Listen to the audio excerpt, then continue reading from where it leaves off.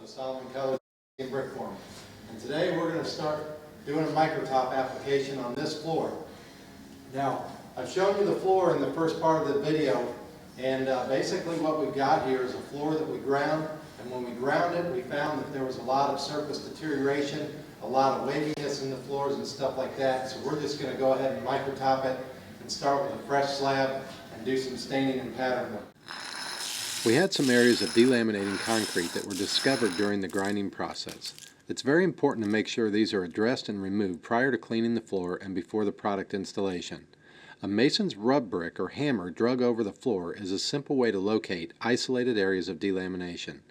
We went over the whole floor with rub bricks and removed these loose areas with hammers. If the delamination would have been severe across the entire floor, scarification or shot blasting may have been necessary to ensure complete removal of the damaged concrete.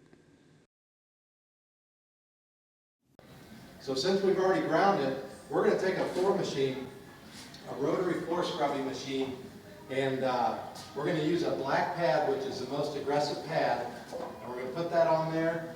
And then over here in the corner, we've already pre-wetted the surface, and we're going to spray a light detergent on it, and then we're going to scrub it and vacuum it up and get this floor really clean. Okay, so this is after 2 passes with the floor scrubbing machine and wet back. We still have a final rinse and mop to complete to get rid of any leftover residue. But this combined with the ground floor should give us a very good, clean and porous surface for our micro-top to adhere to.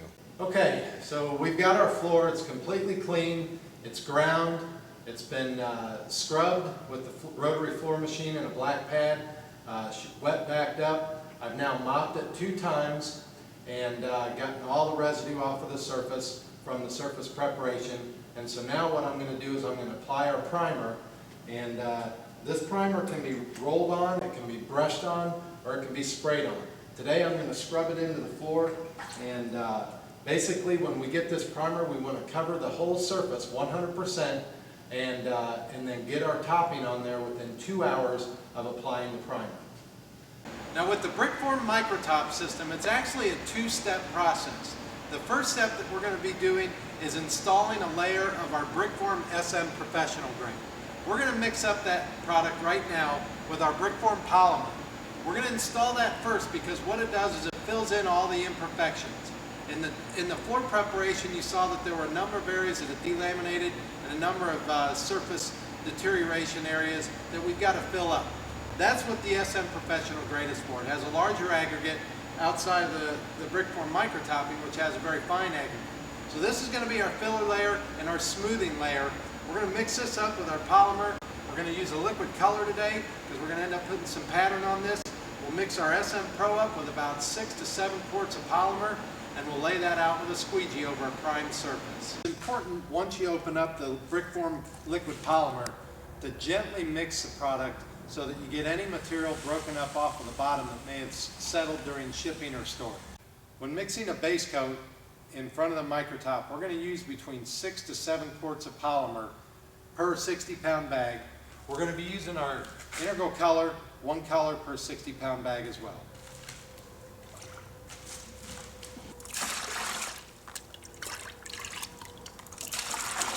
When adding your color, you always want to shake the 10-ounce bottle first. We'll open it up. We'll pour it into the mix. And once you've dumped your pigment in, you want to take the bottle, fill it up about halfway, and shake it up so that you get rid of any excess pigment that may have settled down. Always remember when mixing the grouts, liquid to liquid, then add your dry mix. So we want to mix up the liquid pigment and the polymer thoroughly before we mix in the SM Pro.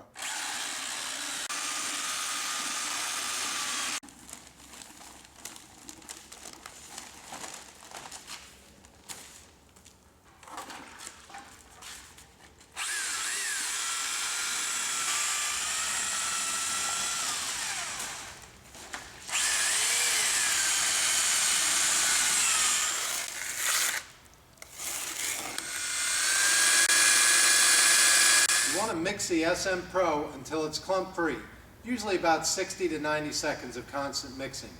Then you want to let it set for 5 to 10 minutes and let it absorb all the moisture from the polymer, and then once you're ready to place the product, mix it again for another 30 to 60 seconds and then apply the product. The SM Pro is then applied over a primed surface with a soft rubber squeegee. The squeegee shown here is from Craft Tools and comes in varying sizes.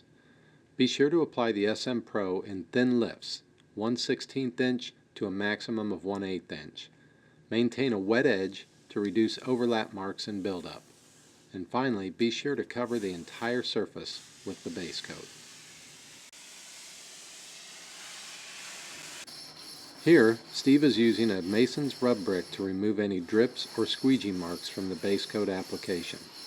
For large areas, a floor machine with an 80 to 100 grit sanding pad is acceptable too. Be sure to vacuum up all dust and debris from the sanding process. Next, we're applying the primer, this time showing the use of a soft rubber squeegee. Be sure to always prime between layers. Given the rough condition of the floor, we chose to smooth it out further with a second application of the SM Pro. Again, use a soft rubber squeegee and maintain a wet edge for best results. The use of our turtle set retardant will allow even more working time during the application process in warmer conditions. Okay, we're getting ready to mix up the Micro-Top now. Micro-Top's going to take 7 to 8 quarts of the Brickform Liquid Polymer per 40-pound bag. Today we're going to add a 10-ounce bottle of our cream beige. We're going to put our polymer in. We're going to put our liquid in just like we did the SM Pro. Mix those two up first, then add the dry mix.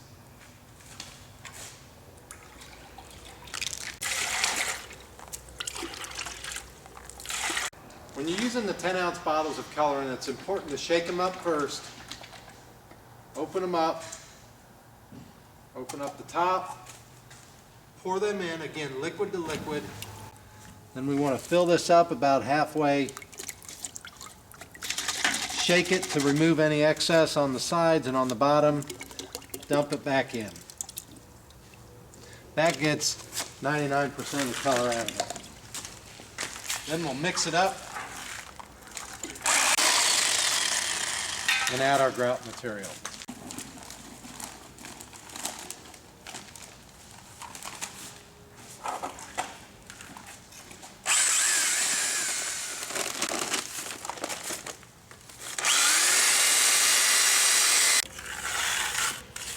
When you're mixing the Micro-Topping SG, make sure that you mix it for about 2 to 3 minutes to really break up any cement particles that may have absorbed any moisture during storage when there's humidity around.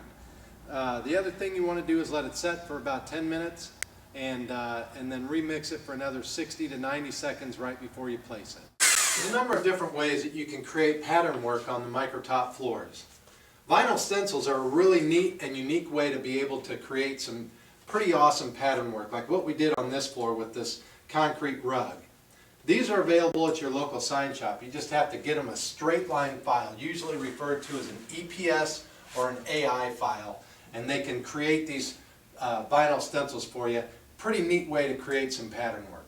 On our floor today though, we're going to be using our pattern tapes. We offer 4 different pattern tapes ranging in widths from 1/4 inch to 3/4 inch, and this also is a 1/2 inch brick line tape.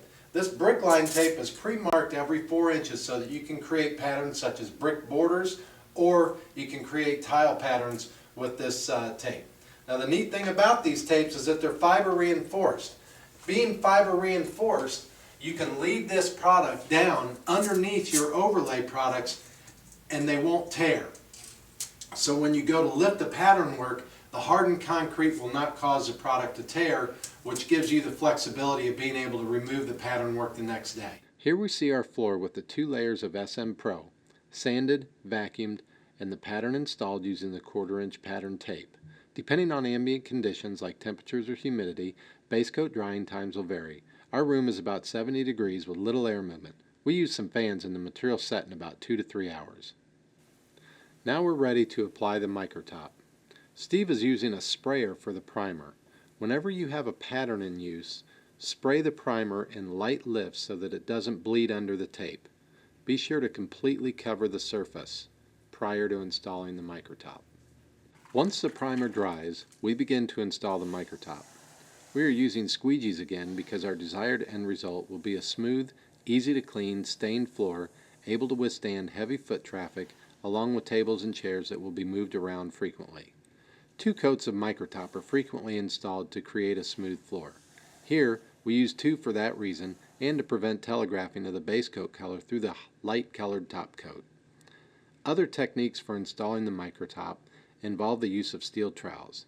Tight troweling or texture troweling can produce unique and timeless effects. Now we see our project with the 2 coats of microtop installed and the pattern tape pulled. The floor has been vacuumed and is now ready for staining. When staining with Brickform reactive stains like the blush tone acid stain or E-stain, allow the microtop to cure for 24 hours prior to applying these products. If using water-based stains like Brickform Artesian, give the product a minimum of 4 to 6 hours or more drying time depending on what your ambient conditions are. We stain the border first around the perimeter of the room with Brickform Artesian water-based stain. Additional reds and yellows were used in the field and are shown here drying. Once completely dry, 3 coats of Brickform water-based satin seal were applied. We allowed the water-based sealer to cure for 24 hours and then applied 4 coats of Brickform Durawax.